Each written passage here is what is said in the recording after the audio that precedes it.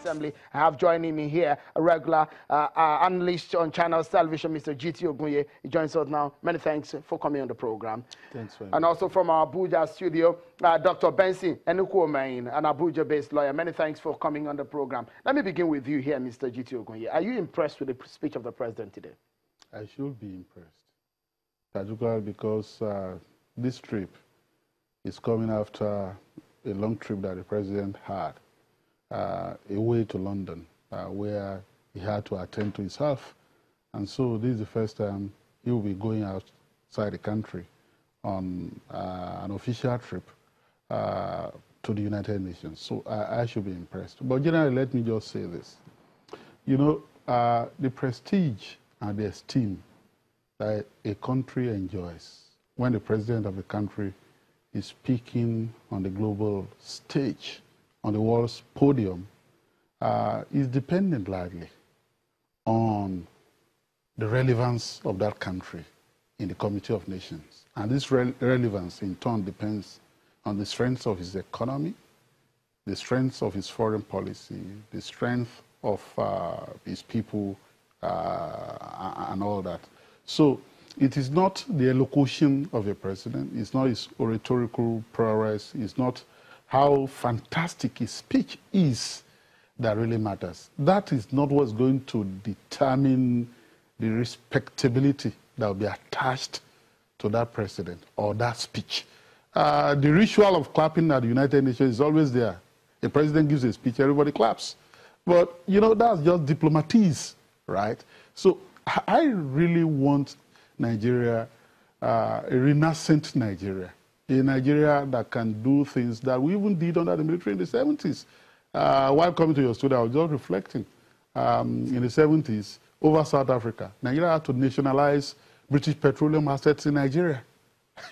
But now, what are we doing? Even our own assets, we are selling to private investors. So things have really gone really, really bad. So I want a renascent Nigeria, a Nigeria that will be revived.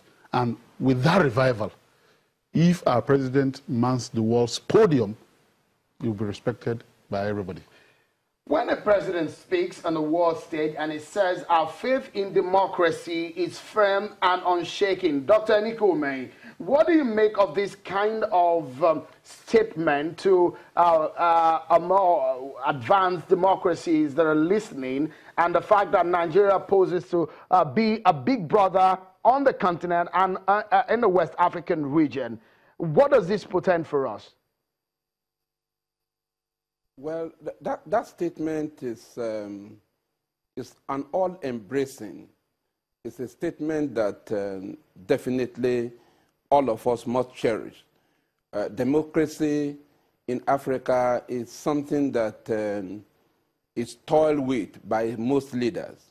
And so if a person like our president will come up to say our faith or confidence in democracy remains unshakable, it goes to show that we have come a long way, and that the principle of democracy, as it were, will be that one which will follow. And I think Nigeria has taken the lead in this respect in some of the African countries in which some military juntas have attempted to undemocratically take over government. And Nigeria played a very vital role in ensuring that democracy is enthroned. And so if we have gone outside to do the same, then the statement of Mr. President confirms that inwardly we will also do the same. I think it's encouraging, and it gives hope that whatever will transpire in this country, we will ensure that free, credible election, because these are instruments, these are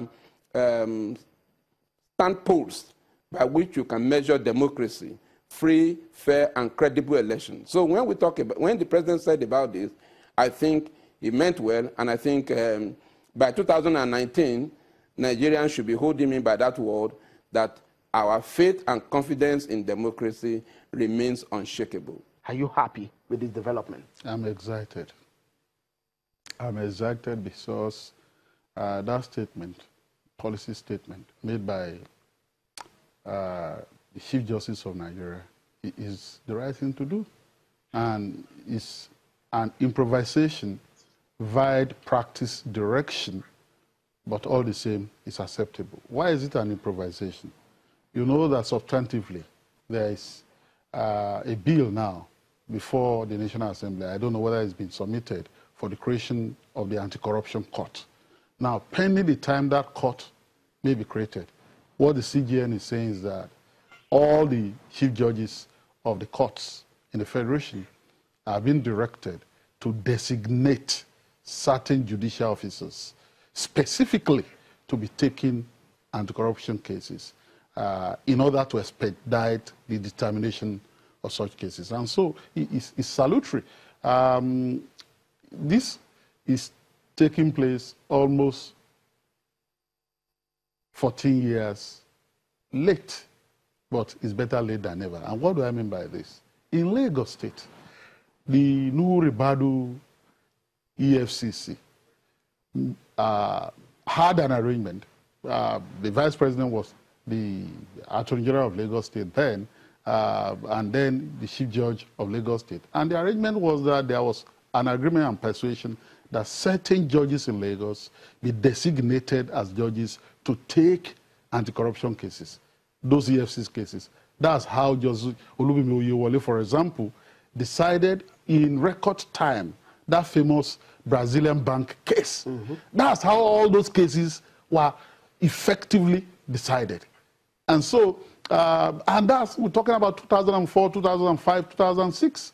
So what the Supreme Court is doing now is salutary. I commend the Chief Justice of Nigeria, and I think that a signal is being sent out that this NJC, this Supreme Court, this CJN, all of them are committed to the fight against corruption. So I commend them.